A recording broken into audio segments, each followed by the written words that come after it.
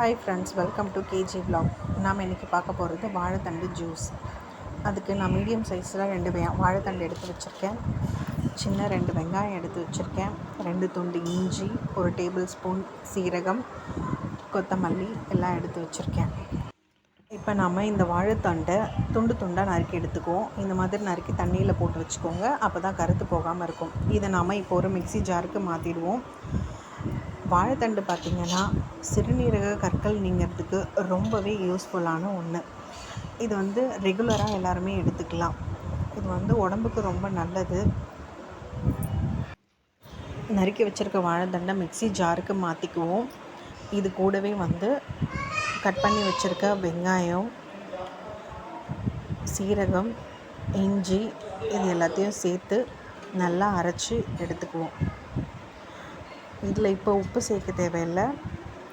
அரைச்சி ஃபில்ட்ரு பண்ணிவிட்டு அதுக்கப்புறமா உப்பு சேர்த்தோன்னா போதும். உப்பு சேர்க்காமல் இது கொஞ்சம் குடிக்க நெஞ்சு இருக்கிற மாதிரி இருக்கும். அதனால் கொஞ்சமாக உப்பு சேர்த்து குடிங்க. இதை நாம் இப்போ ஃபில்ட்ரு பண்ணி எடுத்துக்கலாம்.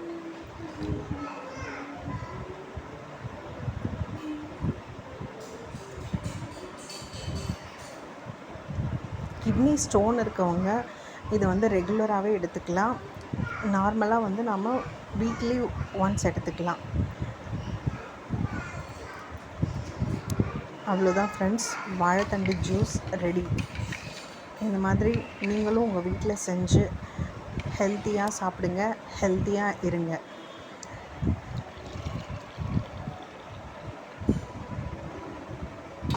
தேங்க்யூ ஃபார் வாட்சிங்.